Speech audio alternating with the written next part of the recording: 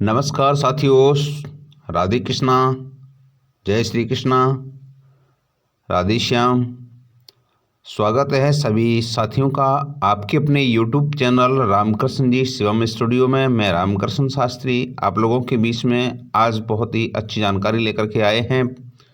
पौष पूर्णिमा व्रत की पूजा विधि क्या है, पौष पूर्णिमा क्या है, पौष पूर्णिमा 2024 में कब मनाई जाएगी, पौष पूर्णिमा का महत्व क्या होता है, पौष पूर्णिमा व्रत पूजा विधि क्या है, सामग्री क्या है और विधि विधान क्या है, क्या करें, पौष पूर्णिमा के दिन क्या न करें, पूरी इस जानकारी। उसके बाद पौष पूर्णिमा की जो व्रत की कथा है वो जानकारी, शुभ मुहूर्त कब है वो सभी जानकारी तो मैं आज की वीडियो में देने वाला हूं। तो स्वागत है सभी साथियों का आपके अपने YouTube चैनल रामकृष्ण जी शिवम स्टूडियो में, और आशा करता हूं आप सभी स्वस्थ होंगे और माता रानी भगवती माँ लक्ष्मी आपके घर में कृपा बरसाती रहेगी और आपकी मनोकामना पूर्ण होती रहेंगी। बात करते हैं 25 जनवरी 2024 में ये पौष पूर्णिमा व्रत की जो पूजा विधि है वो मैं बताने वाला हूँ। वैसे शुक्ल पक्ष की हर महीने में पूर्णिमा आती है, लेकिन आप जानते हैं पूर्णिमा के दिन चंद्रदेव पूर्ण रूप में होते हैं, पूर्ण आकार में होते हैं। इस दिन पूजा जप तप स्नान सूर्य अर्घ दान करने से न केवल चंद्रदेव बल्कि भगवान श्री हरि की कृपा भी बरसती है। पूर्णिमा और अमावस्या को पूजा और दान करने से व्यक्ति के समस्त पाप कट जाते हैं। सनातन शास्त्र में पूर्णिमा के दिन पूर्णिमा का व्रत और सत्यनारायण पूजा का विधान है। इस दिन साधक पवित्र नदियों में स्नान कर तिल अर्पण करते हैं, इससे पितरों को मोक्ष की प्राप्ति होती है। इस दिन काशी प्रयाग और हरिद्वार गंगा स्नान करना बेहद शुभ माना जाता है। बात करते हैं पौष पूर्णिमा 2024 कब है। साल 2024 में पौष पूर्णिमा 25 जनवरी को पड़ रही है और पौष पूर्णिमा तिथि 24 जनवरी को रात्रि 9:49 से प्रारंभ होगी और 25 जनवरी को रात्रि 11:23 तक समाप्त हो जाएगी। पौष पूर्णिमा का महत्व बताते हैं। पौष पूर्णिमा सूर्यदेव पर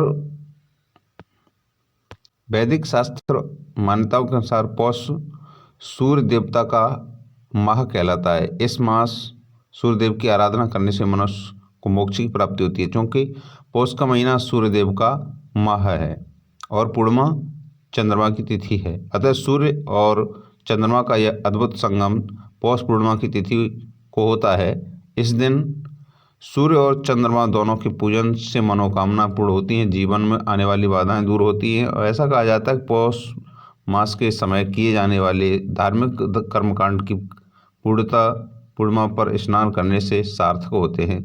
बात करते हैं पौष पूर्णिमा व्रत पूजा विधि। पूजा विधि में पौष पूर्णिमा देश के विभिन्न तीर्थ स्थलों पर स्नान और धार्मिक आयोजन। पौष पूर्णिमा पर तीर्थ प्रयागराज में माघ मेले का आयोजन शुरू होता है। इस उत्सव में स्नान का महत्व विशेष बताया गया है। धार्मिक विद्वानों के अनुसार माह मास के स्नान का संकल्प पौष पूर्णिमा पर लेना चाहिए। तो अब यहाँ पे एक सूचना, एक जानकारी और देना चाहता हूँ। 26 तारीख से माह मास स्नान प्रारंभ होने वाला है, तो यहाँ से आपको प्रतिदिन स्नान के साथ माह मास का जो अध्याय है, व्रत अध्याय है, कथा अध्याय है, प्रतिदिन एक अध्याय आपको सुनने के लिए मिलेगा हमारे YouTube चैनल रामकृष्ण जी शिवम स्टूडियो पर। तो अभी तक आपने चैनल को सब्सक्राइब नहीं किया हो तो प्लीज़ चैनल को सब्सक्राइब करना और लोगों तक ज़्यादा से ज़्यादा वीडियो शेयर करना, ये मेरा आपसे रिक्वेस्ट है। चलिए बात करते हैं। पौष पूर्णिमा के लिए हमें सामग्री की आवश्यकता है। चरणामृत चाहिए, पान तिल मोली रोली कुमकुम फल फूल पंचगव्य सुपारी दूर्वा आदि चाहिए। विधि क्या होती है, विधि कैसे करना है कि इसे ब्रह्म बेला में उठें और साफ सफाई करें, व्रत का संकल्प लें। पवित्र नदियों में स्नान करना संभव न हो तो घर पर ही गंगा जल युक्त पानी में स्नान कर सकते हैं। सर्वप्रथम भगवान भास्कर को ओम नमो नारायण मंत्र का जाप करते हुए अर्घ तिलांजलि दें। इसके लिए सूर्य के सम्मुख खड़े होकर जल में तिल डाल करके उनका तर्पण करें। फिर ठाकुर जी और नारायण जी की पूजा करें।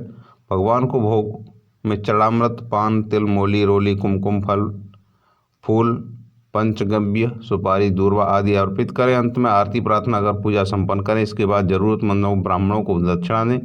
दान में तिल, गुड़, कंबल, ऊनी वस्त्र विशेष रूप से देने चाहिए।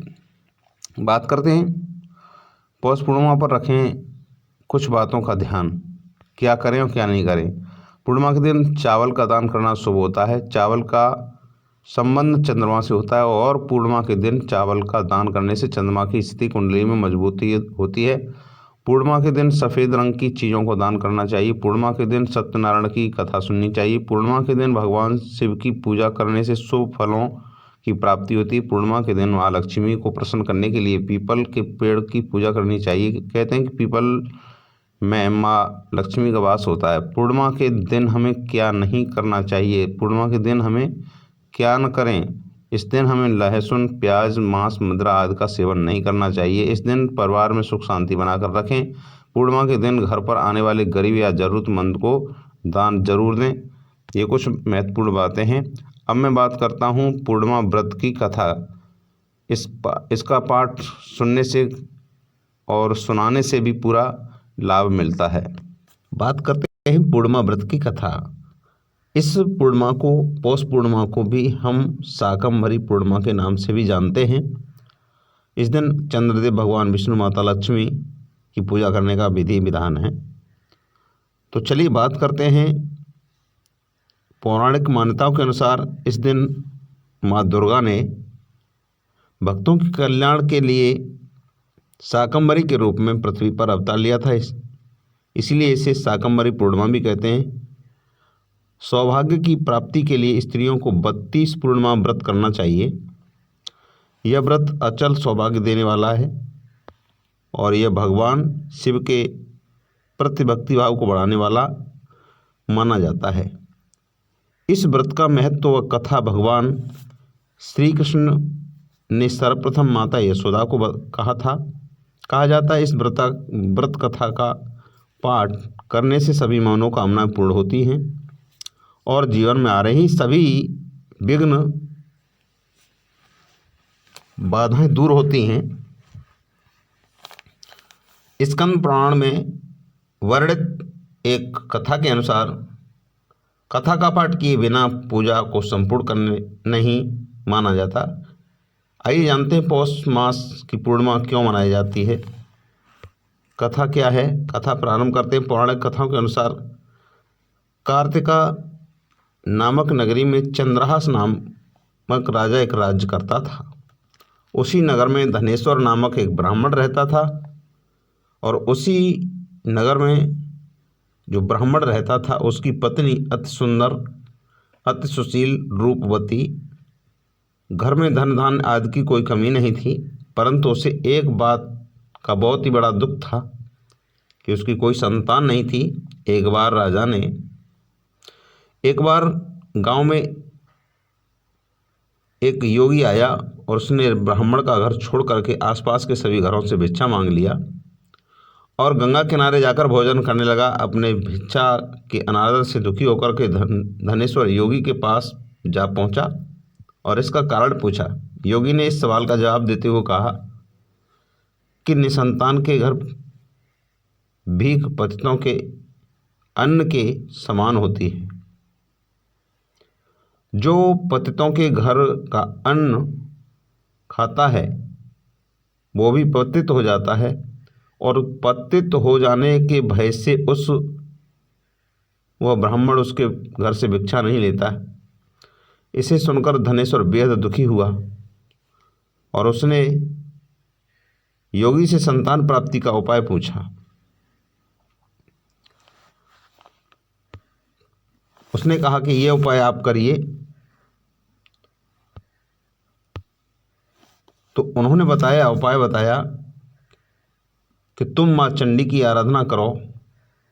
इसे सुनकर चंडी की आराधना करने से के लिए वो वन में चला गया। नियमित रूप से चंडी की आराधना कर उपवास करने लगा।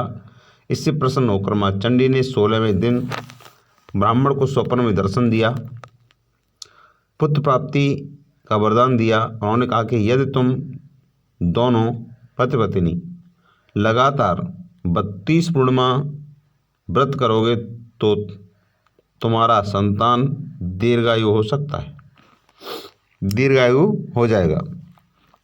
इस प्रकार पूर्णिमा का व्रत करने से सभी मनोकामना पूर्ण होती हैं और विशेष फल की प्राप्ति होती है।